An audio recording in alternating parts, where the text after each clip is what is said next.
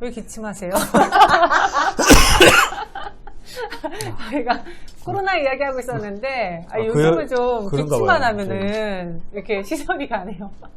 네, 송대원 대표님하고 또 2탄으로 돌아왔습니다. 1편에선 저희가 리뷰해봤고 리뷰 종목 3가지 모두 다 제약바, 그 당시 또 핫했던 섹터 안에 있었는데 요즘은 말씀하신 것처럼 뭐 메타버스 모르면 간첩이다. 네. 뭐 MZ세대가 아니어도 메타버스는 어떻게든 공부해야만 될 것 같은 그런 분위기잖아요. 맞아요. 버스 타야 합니다. 버스 타야죠. 근데 단점은 너무 메타버스 NFT의 콘텐츠로만 시장에 쏠려서 나머지는 재미가 없는 시장인 것 같기도 해요, 최근에. 네. 그렇죠. 이제 시장 특징이 미국은 정말 계속 신고가잖아요. 나스닥 보고 있으면. 제 말이요. 정말 디커플링이 엄청 이제 심한 장세인데 제 생각은 약간 그 공급망에 대한 불안감 이런 부분이 우리 시장에 좀 있는 것 같아요. 왜냐하면 우리나라 시장은 이제 수출 기반의 유지의 산업 구조를 가지고 있어서 물건을 만들어서 팔아야 되는데 근데 공급망에 대한 부분들이 약간 불안해지면은 아무래도 이제 실적에 대한 우려감이라는 이런 부분이 좀 있을 수 있죠. 물론 이제 근데 이런 부분들이 많이 완화되고 있다라고 합니다. 뭐 해운 쪽도 점차 이제 물동량이 사라지고 있다라고 하고 그래서 이런 부분들은 시간이 좀 지나면 해결될 수 있는 부분 같은데 그래서 저는 이제 디커플링이 이렇게 많이 벌어진 거는 못 봤거든요. 그래서 네. 이런 부분들이 점차적으로 좀 해소되면서 우리나라 시장도 좀 강하게 반등이 오지 않을까 미국 좀 따라서 일단은 그렇게 보고 있는 상황입니다. 그 와중에 잘 가고 있는 게 메타버스, 네. NFT, 그리고 최근에 뭐 코인 시장도 다시 살아나고 있고. 그렇죠. 근데 뭔가 뭐 벌써부터 미래 먹거리를 많은 분들이 찾아가시는 것 같아요. 제가 한 2015년도 정도에 제가 비트코인을 좀 접했거든요, 저도. 그럼 되게 빠른 거 아니에요? 네, 뭐 중간 정도라 보시면 되는데 그때도 이게 뭐지? 라는 생각을 많이 했었어요. 감이 잘 안 오더라고요. 근데 이제 제 친구가 공부를 엄청나게 하더니 진짜 대박이 났어요, 어떻게는. 진짜? 부럽다. 네. 이게 어떤 경우였냐면 주식에서는 IPO가 있듯이 네. 코인도 ICO라고 있습니다. 비상장 코인이 이제 거래소에 상장될 때 이 폭발적인 상승이 가끔 나오거든요. 상장될 때. 근데 이제 그 당시에 어떤 메디블록이라는 의료용 코인이 있었는데 이 부분을 얘가 많이 공부를 하더니 네. 과감하게 막 5천만 원을 넣는 거예요. 근데 또 제가 왜 믿었냐면 똑똑했어요. 되게. 머리가 좋아서 제가 좀 신뢰를 하고 있었거든요. 그래서 난 잘 모르니까 일단은 한 300만 원만 태울게. 이렇게 저는 300을 태웠어요. 그랬는데 좀 시간이 지나서 제가 상장이 되더라고요. 중국계 거래소 게이트.io라는 그런 거래소가 있었는데 여기에 얼마에 상장이 되냐면 1원에 상장이 됐었어요. 1원에? 1원에. 네. 근데 그게 향후에 얼마까지 갔냐면 350원까지 갔는 거예요. 350% 오른 거잖아요. 아니죠. 350배죠. 네, 350배 오른 거잖아요. 와. 350배죠. 얼마나 그러니까 제가 팔았어? 저도 근데 그게 너무 순식간이라서 털었어야 되는데 더 1,000원까지 간다고 막 하는 거예요. 아 그래 이러면서 망설였어요. 사람이 욕심이 생기다 보니까 돈도 어차피 한 300만 원밖에 안 했고 네. 욕심 나더라고요 나도. 근데 그 이후로 여러 ICO 코인에 좀 투자를 해봤거든요. 근데 워낙 그때 너무 핫해서 그런지 사기도 많더라고요. 또 불안했어요. 왜냐하면 워낙 규제가 많다라는 말이 많이 들어서 특히 중국이 지금 디지털 화폐를 준비하고 있잖아요. 맞아요. 근데 비트코인 거래가 많아지면은 아무래도 그걸 통제하기 힘들어지거든요. 그러니까 이제 비트코인을 하지 말라 막 구두 경고를 하다가 이제는 거래소를 폐쇄하기까지 했습니다. 그러다 보니까 그 악재를 못 이기고 다시 박살이 나더라고요. 그래서 다시 관심을 끊었죠. 또 미국도 그때 뭐 디지털 화폐를 준비한다는 말도 있었고 근데 갑자기 어떤 일이 생겼냐면 그런 악재를 전부 다 뚫어버리는 게 바로 지금의 시기라는 겁니다. 바로 기업이 코인을 활용하는 시대가 왔다는 겁니다. 그러니까 어떻게 되냐면 완전히 불확실성이 없어져 버렸습니다. 소비자들로 따라갈 수밖에 없고요. 그렇죠. 따라갈 수밖에 없는 그런 시장이 생겨버린 거예요. 말씀하신 것처럼 뭐 게임 회사나 엔터사들이 요즘 메타버스 네. 그리고 NFT 이 시장으로 계속 몸집을 불리고 있는데 저는 개인적으로 NFT 시장이 무엇인지 아직까지 잘 이해가 안 가요. 메타버스는 이해를 했어요. 메타버스는 이해되십니까? 메타버스는 그래도 설명을 많이 들으니까 그 가상현실에 들어가서 우리가 거기서 뭐 상거래도 할 수 있고 돈도 벌 수 있고 서로 상호작용을 할 수 있겠구나 알겠는데 NFT는 도대체 뭐길래 복제가 안 된다 그러고 IP를 네. 활용할 수 있고 내가 직접 만들어서 NFT 맞아요. 받아가지고 뭐 판다는데 그게 뭐예요? 그래서 이제 그 개념이 중요한데요. 공부해 오셨어요?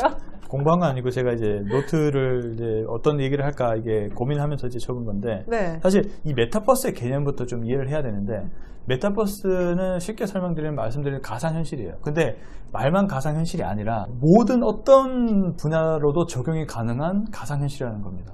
그러니까 뭐냐면 어떤 산업이든 전부 다 가상현실을 만들 수가 있습니다.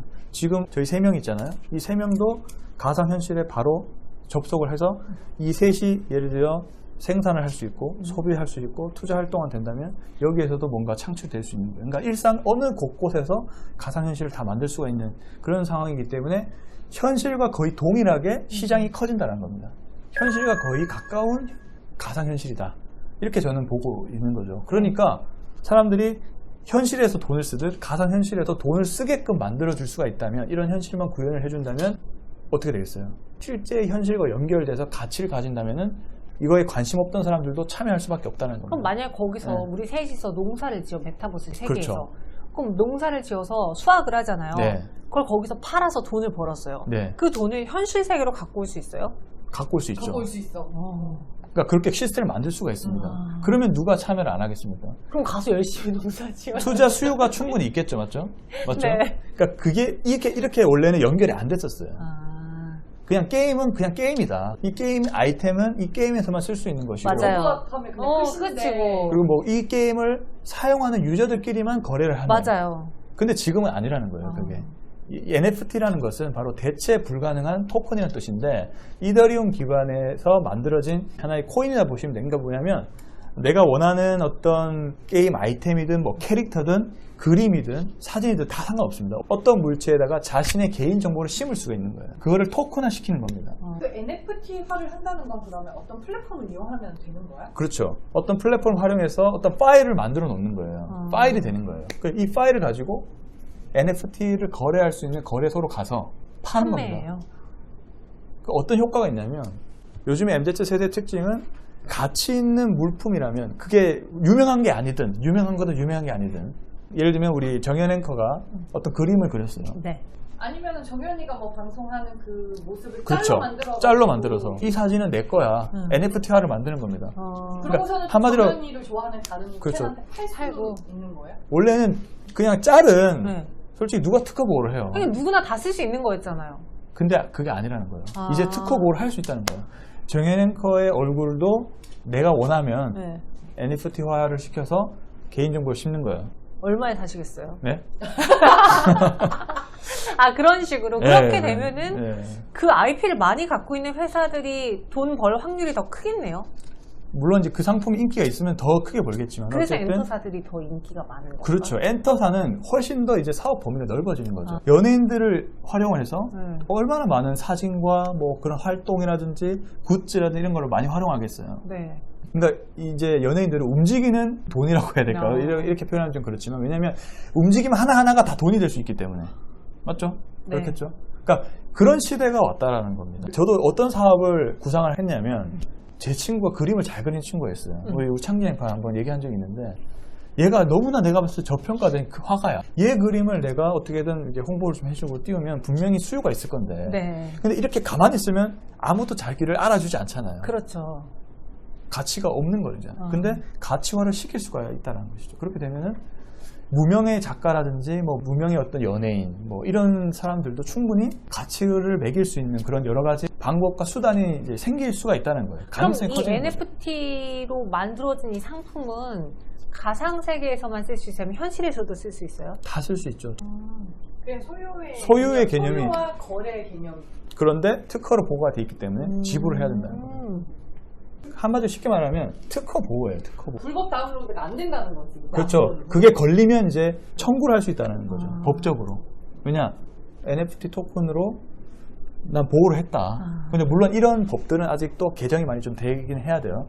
그렇지만 이제 중요한 개념은 어쨌든 내 일상생활의 모든 것들을 NFT화 시킬 수 있다는 그런 가능성이 생겼고 그만큼 이제 시장이 엄청나게 커지는 겁니다. 그래서 게임 회사들도 제가 한번 상상을 해본 적은 있는데 진짜 그게 이루어진 거예요. 그 P2E라고 하잖아요. Play to Earn이라고 하잖아요. 놀면서 돈을 벌어라. 누가 안 하겠습니까? 게임에 관심 없던 사람들도 그냥 돈 벌기 위해 할 수도 있을 거예요. 위메이드가 바로 시작했잖아요. 게임 그 토큰을 만들었잖아요. 위믹스라고 하죠. 빗썸을 인수를 해서 위믹스를 또 빗썸에 상장시키고 그러면 이제 이 토큰을 활용해서 뭐 게임 아이템을 사거나 뭐 캐릭터를 사거나 활용을 해야 되기 때문에 토큰 가치가 엄청 뛰는 것이죠. 그러니까 이 롤리면 토큰 가치가 뛰는 게 E가 되는 거예요. 그럼 서로 윈윈이네요. 그렇죠. 그 가치도 높아지고 그 토큰을 통해서 활용할 수 있는 게임의 그 그렇죠. 상황도 좋아지는 거고. 그게 뛰면 이해가 된다는 거예요. 근데 기존의 블록체인에 관련된 여러 알트코인들이 급등하는 현상은 제가 봤을 때 이해하기 힘들었다는 거예요. 왜? 이 토큰이 과연 어디에 활용되지? 도저히 알 수가 없는데.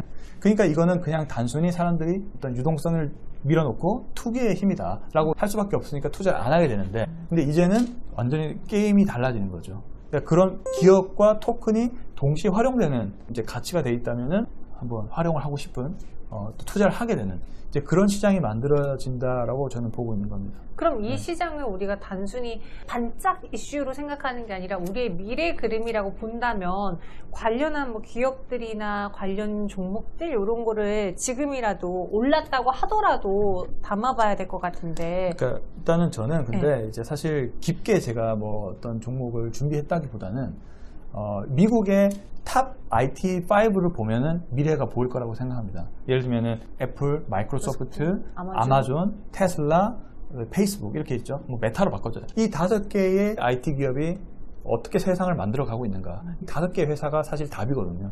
예. 그래서 이 5개 회사가 만들어가는 세상을 보고 이 세상에 관련된 이제 국내 기업들이 여러 수혜가 있을 겁니다. 대표적으로 저는 반도체도 아주 충분한 수혜주라고 보고 있습니다.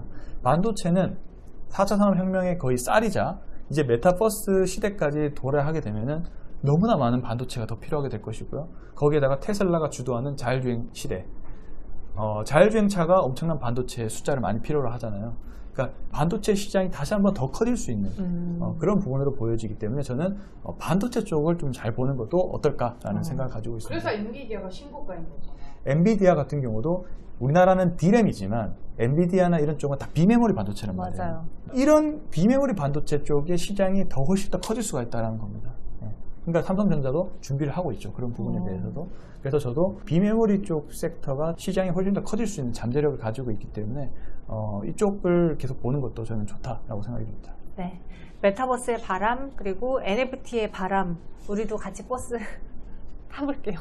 같이 메타버스 세계 안에서 수학하고 있는 거 아니야? 근데 조금씩 현실화되고 있지만은 네. 그래도 어떤 모습으로 발현될지는 더욱더 지켜봐야 될 부분이기 때문에 맞아요. 그런 부분에 맞게 예를 들면 공공기관이 활용한다.